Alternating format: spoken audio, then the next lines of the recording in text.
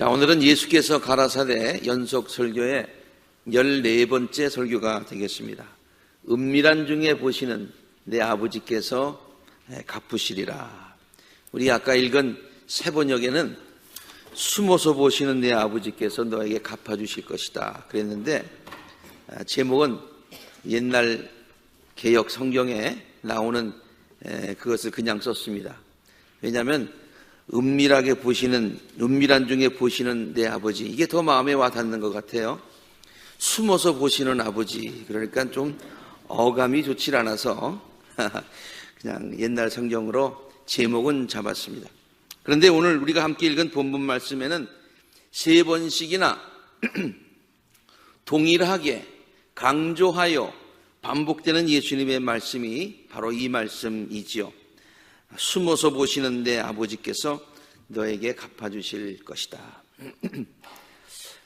자선에 관해서 말씀을 하시면서 오른손이 하는 것을 왼손이 모르게 하라, 그렇게 말씀하시면서 내 자선 행위를 숨겨두어라. 그러면 남모르게 숨어서 보시는 내 아버지께서 너에게 갚아주실 것이다 라고 말씀을 본문 3절과 4절에 하셨고요.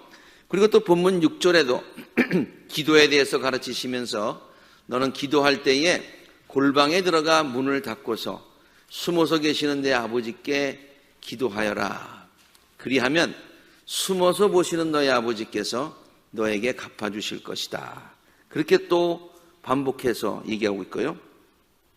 또 금식에 관해서 또 예를 드시면서 금식할 때에 머리에 기름 바르고 낯을 씻고 이렇게 드러내지 말고 그렇게 금식을 해야 되지 않겠느냐.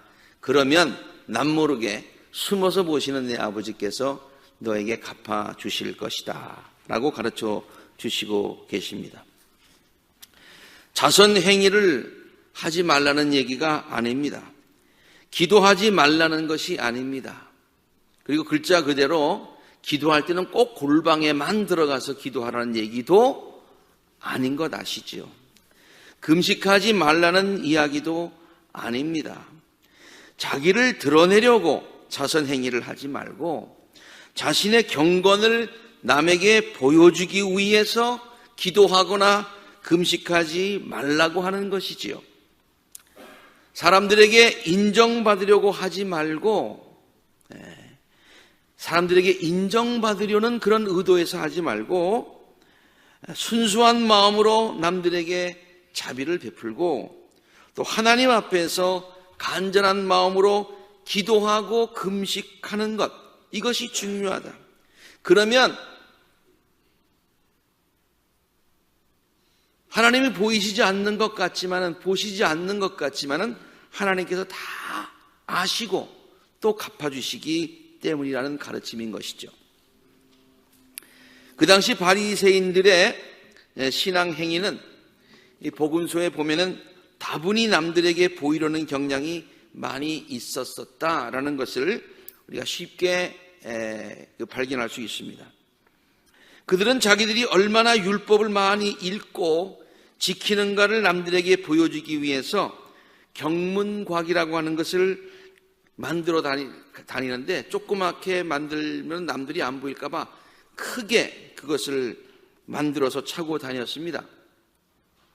그리고 옷술, 티치드라고 그렇게 얘기하는 그 옷술을 길게 이렇게 늘어뜨리고 다녔습니다.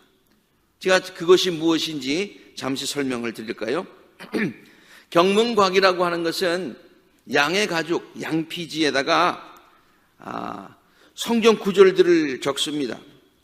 거기다 신명기를 기록해 놓는데, 전체가 아니겠지만은 신명기에 중요한 것이라도 많이 기록해야 되니까 거기다가 바늘로 그 신명기를 썼습니다. 바늘로 이렇게 먹물을 칠에다가 이렇게 그 신명기를 썼다는 얘기예요. 그래가지고 또 양피지로 만든 성냥갑과 같은 그곳의 크기의 통에다가 그걸 덜덜덜 말아가지고 집어 넣었어요. 그리고 그 항상 기도할 때에 이마에다가 이렇게 붙이고요. 이마에다가 이렇게 놓고, 그리고 또 왼쪽 팔 부분에다가 이렇게 놓고, 그것을 이렇게 또 줄로 이렇게 묶어서 손까지 이렇게 묶습니다. 왜냐하면 머리로는 항상 율법을 생각한다. 하나님의 말씀을 나는 항상 생각한다. 또 왼팔 부분에 왜 오른팔에다가 두지 않고 왜 왼팔에다 두냐면은 왼팔이 심장하고 이렇게 있기 때문에 나는 심장으로 가슴 속으로 율법을 사랑하고 있다라는 그런 표현이죠. 그들은 그것을 작게 하고 다니면 남이 보이지 않을까봐 크게 만들어서 차고 다녔다고 하는 것이죠. 여기 그림에 보면은 저기 밑에 있는 옷술이 있죠. 옷술을 밑에 티치드라고 이렇게 기록하고 있습니다. 여기에. 그리고 그 위에 보면은 그 상자가 있죠. 머리에도 여기 그 테필린이라고 하는 그런 경문곽이 있습니다. 그 외에 이렇게 목도리처럼 있는 것은 기도보고, 그리고 머리에 쓴 것은 키파, 모자가 되겠죠. 자, 옷술을 길게 늘어뜨리는 것도 그냥 한 것이 아니라 신명기 22장 12절과 민수기 15장 38절 39절의 말씀에 따라서 겉옷 옷단 4곳에다가 흰실과 푸른 실로 꼬운 술을 달고 다니는 것인데요, 이건 역시 율법을 명심하라. 그것을 볼 때마다 하나님의 말씀을 명심하는데 나는 이렇게 길게 늘어뜨려서 항상 명심하고 산다. 그것을 보여주고 있고요. 또 나중에는 이것이 길게 늘어지면 늘어질수록 종교적인 그런 신분이 더 높은 사람으로 그렇게 여겨지게 되었습니다. 그래서 이걸 길게 일부러 달고서 남들에게 보이는 것은 남들로부터 내가 이렇게 높은 종교적인 지위에 있으니까 나를 알아서 대접해라 라고 하는 그런 것이었죠. 이것은 예수님께서도 복음서에서 마태복음 23장에서 지적하신 바가 있습니다. 예수님께서 이렇게 지적하셔요. 경문곽을 아주 크게 만들어서 차고 다니고 여기다가도 붙이고 다니고 옷술을 길게 너희들이 늘어뜨리고 다니는구나. 그래서 잔치 자리에 가면은 사람들이 알아서 윗자리에 앉혀줄 수 있도록, 회당에서는 높은 자리에 앉기를 좋아하고, 또 이렇게 뭐 잘 보여야 장투에서 사람들이 안녕하십니까 그렇게 인사를 하고, 또 많이 붙이면 저 사람은 뭐 보통 사람이 아니라 랍비 정도는 되나 보다 라고 랍비라고 불리기를 좋아한다 라고 예수님께서 지적하신 적이 있다는 거예요. 저들은요, 기도할 때에 공공장소에서 기도하기를 좋아했습니다. 그래서 복음서에 보면은 세리와 그다음에 바리새인의 기도의 차이를 우리가 예수님께서 비교하셔서 이렇게 가르쳐 주신 적이 있죠. 이렇게 아주 크게 경건의 모습을 드러내기 위해서 기도를 했고요. 하나님께 예물을 드릴 때에도, 남들을 구제할 때에도 아주 이렇게 딱 과시하면서 그렇게 남들에게 보이려고 그렇게 자선행위도 하고 또 헌금도 했다는 거예요. 자, 이렇게 남들에게 인정받고 싶고 남들에게 이렇게 칭찬받고 싶고 하는 것에 조금 어색하고 그것에 잘못된 것을 예수님께서 지적하셨는데, 오늘 본문 말씀에서 그러면 남에게 인정받고 또 칭찬받는 그런 마음이 잘못된 거냐? 아니라는 거예요. 아니라는 거예요. 사람에게는 칭찬과 인정을 받고 싶은 본능이 있어요. 하나님께서 그것을 인간에게 본능으로 주셨어요. 여러분, 하나님이 우리 인간에게 있는 본능은요, 하나님께서 왜 주셨냐면은 필요하기 때문에 주신 것 아시죠? 여러분, 식욕이라고 하는 것이 본능인데, 하나님이 만약에 이게 식욕이 본능이 아니면은 사람이 많이 죽었을 것 같아요. 왜냐하면 밥 해먹고 먹는 게 얼마나 귀찮아요, 사실은. 그렇죠? 특히 여자들은 귀찮죠? 그러니까 그냥 대강 넘어가자. 배고프지도 않은데 뭐 그러면서 그냥 넘길 거예요. 네. 근데 배고픈 것이 식욕이라고 하는 것이 본능으로 주어졌기 때문에 안 먹으면 안 돼. 네. 그래서 인간이 생존하게 만들었다. 그런 얘기. 그러니까 하나님께서 본능으로 주셨다는 의미는 인간에게 꼭 필요하기 때문에 주신 것이에요. 그러므로 인정받고 싶고 칭찬받고 싶고 하는 이 마음은 하나님께서 본능으로 주셨다고 하는, 본래 인간의 본능 가운데 그런 게 있다고 하는 얘기는 그것이 필요하다는 얘기예요. 특별히 어린아이에게 칭찬과 인정이 필요하지요. 우리 어린아이들 잘할 때 보면 그냥 잘한다고 칭찬을 해줍니다. 네가 최고야. 예. 여기 보세요. 그림을 누가 그렸는데, 어린아이가 그렸는데 무슨 그림인지 모를 정도로 그렇게 엉망으로 그렸어요. 그러니까 우리 아이 그림 진짜 못 그리네, 그렇게 안 하고 우리 아이 그림 천재네. 그런데 무슨 그림인지 모르니까 피카소가 닮았네, 그렇게 얘기하는 거예요. 예? 그냥 칭찬해 주는 거예요.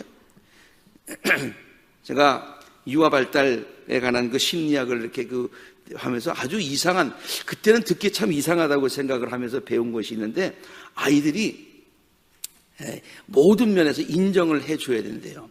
아이들이 이제 이제 변을 벗는데, 어린이들이 그러면 칭찬을 그렇게 해준다는 거예요. 그러면 아이들이 그거를 굉장히 자랑스럽게 생각한다는 거예요. 자기가 뭘 만들었다는 거지. 그리고 만들고 나니까 시원한 거예요. 거기에 부모님의 칭찬까지 있으니까.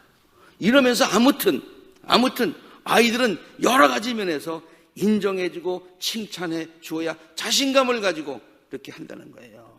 그리고 또 발전한다는 거예요. 아이들만 그렇습니까? 어른들도 마찬가지예요.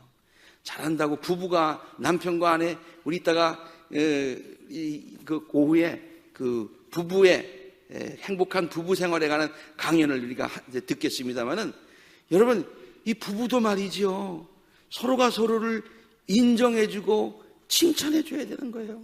당신이 최고야. 객관적으로 보면 최고일 리는 없죠. 근데 최고야. 정말 나는 당신 때문에 행복해. 이러면 말이죠, 특별히 남자들은 죽을지 살지 몰라요. 그 칭찬해 주는 거예요. 인정해 주는 거예요. 그래야 행복한 가정이 되는 거예요. 회사에서도 마찬가지예요. 열심히 잘한다고 일을 해주면 더 열심히 하는 거예요. 우리 교회에 많은 사역자들이 있는데 잘한다고 칭찬을 막 해줘야 더 잘하지. 할 때마다 지적하고 넌 이게 잘못됐고 넌 이게 잘못됐고 그러면 주눅 들려서 하겠어요? 그렇잖아요.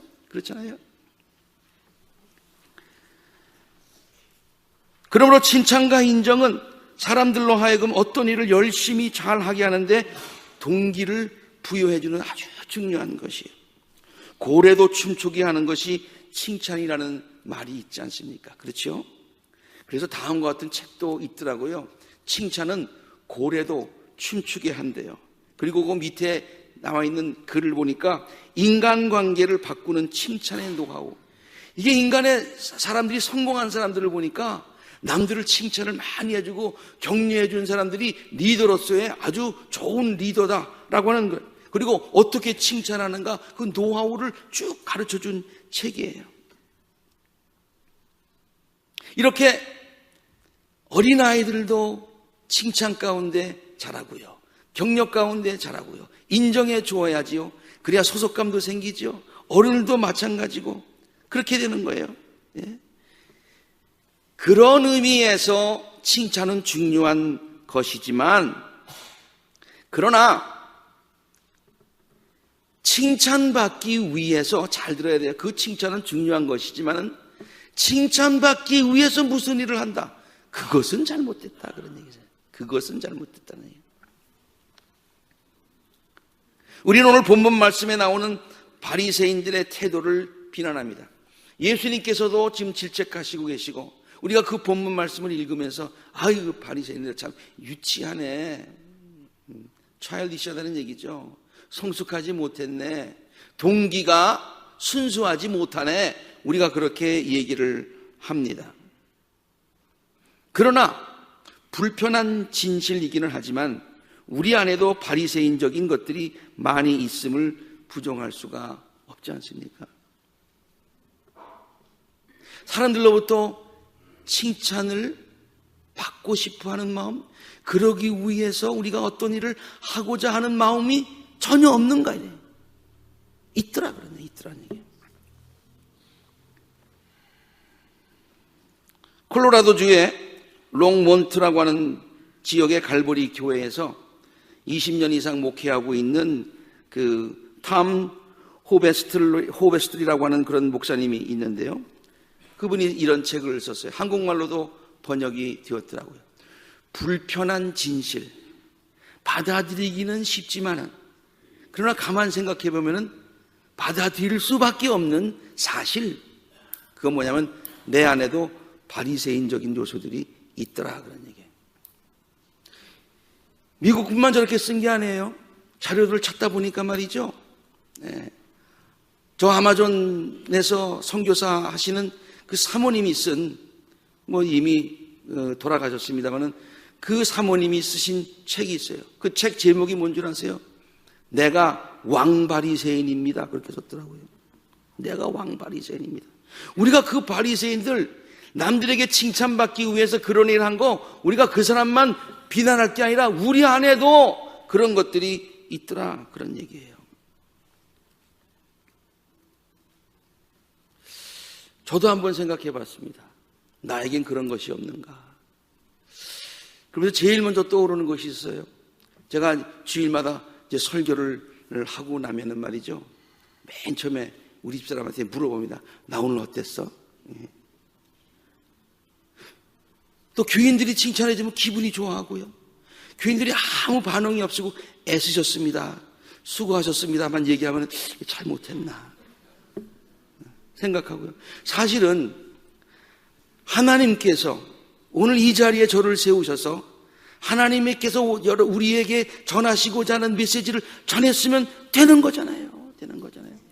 그럼 하나님께서 전했으면 하나님이 잘 전했어.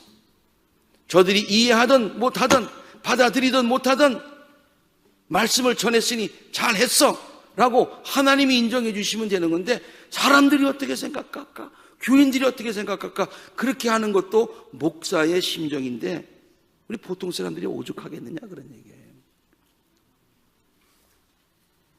사람들로부터 받으려는 칭찬과 인정에 목말라 하는 것, 그것만 생각하는 것, 그것 때문에 하는 것, 이건 잘못됐다는 거예요.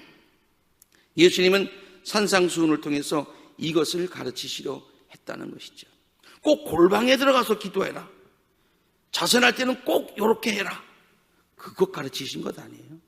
금식할 때는 꼭 화장하고 금식하라, 그거 가르쳐 주신 것이 아니다 그런 얘기예요. 하나님을 생각하고 하나님 앞에서 진실된 마음으로 해라. 사람 신경 쓰지 말아라. 사람에게 보이려고 하지 말아라. 순수한 마음으로 하지 쇼오프 하지 말아라. 쇼오프가 뭐예요? 한국말로 번역하면 티낸다 그런 얘기잖아요. 어떤 목사님이 이 똑같은 본문 말씀을 가지고 아주 재미난 제목의 설교를 하는 것을 발견할 수 있었습니다. 그분의 설교 제목이 이렇더라고요. 제발 티내지 마라. 똑같은 본문 말씀이에요. 똑같은 본문 말씀. 좀 도전적인 설교 제목이라는 생각이 사실은 들었어요. 교인들한테 뭐 싸마는 것도 아니고 왜 저런 제목을 잡았을까? 그런데 의도는 알잖아요. 본문의 내용을 충격적인 요법으로 잘 전달하고 하겠다는 생각에서 아마 저런 제목을 잡으신 것 같아요.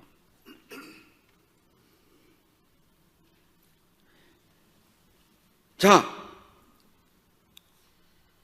그렇다고 해서 말이죠, 오늘 예수님께서 이 말씀하실 때 남들의 칭찬을 절대로 받아서는 안 된다, 꼭 하나님께로부터만 받아야지 다른 사람에게로부터 받으면 안 된다 라고 하는 말씀은 아닌 것 아실 거예요.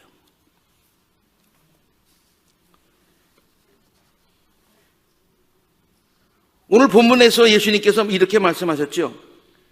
저들은 자기네 상을 이미 받았다. 자기 상을 이미 받았다고 그랬어요. 그 의미는요, 단순히 사람들에게 칭찬을 받으면 나중에 하나님께로부터 칭찬받지 못한다는 의미는 아니다, 그런 얘기예요. 근데 이렇게 해석하시는 분들이 있더라고요. 또 어느 분이 정말 너무 고마워서 제가 전화를 하든지 만나서 이런 얘기를 합니다. 물론 하나님께 하신 것이지만, 하나님께 칭찬받으셔야 되지만은 제 부족한 종의 목회에 큰 힘이 되어 주셔서 정말 감사합니다 라고 얘기를 했어요. 그러니까 그분이, 아니 목사님 그런 말씀하지 마세요. 왜? 목사님이 그렇게 칭찬하시면 나중에 하나님께로부터 칭찬 나는 못 받잖아요. 그렇게 얘기를 하죠. 아니에요. 그런 것 아니에요. 그거 절대 아니에요. 그들은 자기네 상을 이미 받았다는 뜻은요, 이런 뜻이에요. 너희들이 사람들에게 칭찬받으려고, 동기가 사람들에게 칭찬받으려고 그 일을 했잖아. 그래서 사람들에게 칭찬받았잖아. 네가 칭찬해달라고 해서 그 사람이 했던, 아무튼 어땠던 사람에게 칭찬을 받아서 만족하려고 일을 시작했고, 그 사람들에게 칭찬받아가지고 아, 난 칭찬받았다라고 우쭐했잖아. 목적 이루었잖아. 나중에 하나님께서 또 칭찬하실 이유가 있을까? 이런 얘기죠. 그런데 하나님께 칭찬받으려고 일했다면, 무슨 일을 했다면 사람의 칭찬은 있으나 없으나 별 큰 차이가 안 나는 것이고, 하나님께 영광을 돌리려고 했다면 하나님은 그것을 기억하시고 반드시 칭찬해 주시고 인정해 주시고 상 주신다, 그런 말씀이에요. 그렇죠? 사람에게 칭찬받으려는 그런 동기 가지고 했으니 사람에게 칭찬받으면 됐지, 하나님께서 또 칭찬한다고 그거는 엑스트라 아니냐, 신경 쓰지 말아라, 그런 얘기예요. 제가 늘 좋아하는 말이고, 제가 이렇게 되기를 바라고, 우리 자녀들이 이렇게 되기를 바라고, 무엇보다 우리 교인들과 교인들의 자녀들이 이렇게 되기를 바라는 것. 그래서 날마다 기도하는 똑같은 기도가 있어요. 하나님께로부터 칭찬과 인정받고요, 사람들로부터 동시에 귀중히 여기는 먹임을 받는 삶을 살게 하옵소서. 그럼 아멘 해야지. 아멘, 아멘. 얼마나 귀중한 얘기예요. 하나님께로부터 칭찬과 인정받으려고 그렇게 하다 보면은 자연히 사람들로부터 귀중히 여김을 받는 삶을 살게 되더라, 그런 얘기예요. 어린아이의 그림만 그려 했습니다마는 우리 모두에게 해당하는 거예요. 하나님께서 칭찬하시는, 하나님께 인정받는 신앙인들이 되시기를 주의 이름으로 축원합니다. 하나님께 인정받는 것이 가장 중요하다고 예수님이 오늘 가르쳐 주셨습니다. 세상 사람들의 평가에 연연해서는 안 됩니다. 연연이라는 말이 갑자기 좀 생소하게 느껴져서 그것을 다시 한번 사전을 찾아보니까 이런 뜻이 있더라고요. 연연하다, 그립고 애틋해서 잊지 못한다. 남들의 칭찬, 남들의 인정, 이것을 받기 위해서 받고 싶고, 그것이 그립고 애틋해서 그걸 잊지 못해서 항상 무슨 일을 하더라도 남 신경 쓴다. 그거 잘못됐다는 얘기죠. 요즘 수요예배에 사도행전을 강해하고 있는데요, 저는 오직 하나님께만 시선을 맞춘 제자들의 모습에 다시 한번 깊은 감동을 받았습니다. 베드로와 요한이 이제 예수님을 전하다가 이제 잡혔어요. 근데 모든 사람들이 이 여론이 있어서 그냥 어떻게 할 수가 없어서 할 수 없이 내 석방을 하려고 그러는데, 그냥 석방하지 않고 아주 당부를 하고 예수를 전하지 말라고 명령하고 엄중히 경고하고 보냅니다. 그때 베드로와 요한이 이렇게 대답을 합니다. 하나님의 말씀을 듣는 것이 중요합니까? 아니면 당신의 명령 따라서 하는 것이 중요합니까? 어느 것이 올바른 거라고 생각하십니까? 그렇게 얘기를 합니다. 그래서 나는 당신이 명령하고 엄중하게 경고하더라도 예수님의 말씀을 전하지, 예수님을 전하지 말라고 하더라도, 그거 하면서 위험이 닥치더라도 나는 하나님께서 원하시는 대로 하나님에 맞춰서, 그 기준에 맞춰서 나는 계속해서 예수 전하겠소. 그런 얘기예요. 보고 들은 것을 말하지 않을 수 없습니다. 그렇게 얘기하고 있지 않습니까? 지난번에 우리 조영진 감독님이 우리 연합구역회 때 오셔가지고 설교하는 말씀 가운데 아주 깊이 공감하는 얘기가 하나 있었어요. 그런데 회의를 이렇게 미국 교회든 한국 교회든 가셔서 회의를 주도할 때마다 꼭 빼놓지 않고 하시는 말씀이 있다는 거죠. 이번 결정을, 이것이 우리가 생각할 때 옳다 그르다라고 생각하지 말고, 이걸 결정하면 사람들이 좋아할까 나빠할까 그것에 연연하지 말고, 하나님께서 이 결정을 기뻐하실까 또한 싫어하실까 그것만 집중하고 오늘 투표합시다. 그렇게 얘기하는 거예요. 기준을 어디에다 두는 겁니까? 다른 사람들의 인정과 칭찬과 평가에 두는 것이 아니라 하나님께서 나를 어떻게 보실까? 하나님께서 이것을 기뻐하실까라는 것에 초점을 맞췄다는 거예요. 예수님이 오늘 가르치시는 것이 바로 이 점이라는 것이죠. 다윗은 하나님께로부터 인정을 받았던 사람이었습니다. 사도행전에 보면 이렇게 기록되어 있어요. 하나님께서는 사울을 물리치셨어요. 사울은 너무 다른 사람들의 평가에 관심이 많았어요. 하나님은 뭘 원하시는지 그건 잘 관심이 없었어요. 그래서 하나님께서 물리치셨어요. 촛대를 옮기셨어요. 그리고 다윗을 선택하셔서 그를 왕으로 세우셨어요. 그리고 말씀하십니다. 내가 이새의 아들 다윗을 찾아내는데 그는 내 마음에 드는 사람이다. 내가 만약에 번역했다면 그는 내 마음에 꼭 드는 사람이다 라고 번역했을 것 같아요. 왜냐? 그가 내 뜻을 다 행할 것이기 때문에. 그동안에도 나의 생각이 무엇이고 나에게 초점을 맞추고 살았고 사람들에게 초점을 맞추고 살지 않았어. 나에게 초점 맞추고 나를 기쁘게 하려고 살았어. 그래서 내 마음에 꼭 드는 사람이라고 얘기하고 있습니다. 우리들의 삶이, 우리들의 신앙생활이 하나님께서 인정하시고 하나님께서 꼭 마음에 합당한 사람이라고 칭찬하시는 우리 모두가 되시기를 주의 이름으로 축원합니다. 언젠가 들었던 예화가 생각이 납니다. 어느 유명한 음악 교수로부터 지도를 받은 어느 피아니스트가 발표회를 가졌습니다. 리사이트를 가졌어요. 아주 훌륭한 연주였습니다. 연주가 끝나자마자 많은 사람들이 박수를 쳤습니다. 기립박수하는 사람들도 있었습니다. 그러면 사람들이 그렇게 열광하고 박수치면 금방 일어나서 감사합니다. 내 음악을 이렇게 잘 칭찬해 주셔서 감사합니다. 그렇게 해야 될 텐데 이 사람은 그 자리에 그냥 앉아 있었어요. 그냥 앉았어요. 그리고선 그의 시선은 한 곳을 이렇게 집중하고 있었습니다. 그가 시선을 집중한 것은 바로 그를 지도했던 지도 교수였는데 그는 발코니에 이렇게 앉아 있었습니다. 그 교수가 드디어 천천히 일어섭니다. 그리고 환한 얼굴로 그에게 사인을 보냅니다. 잘했어.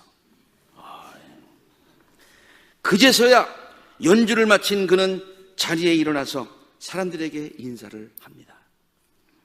그에게 가장 중요한 것은 자기의 지도 교수로부터 인정을 받는 것이었습니다. 사람들이 치는 박수는 잠시뿐입니다. 그리고 저들은 음악을 좋아하기는 해도 비전문가입니다. 비전문가입니다.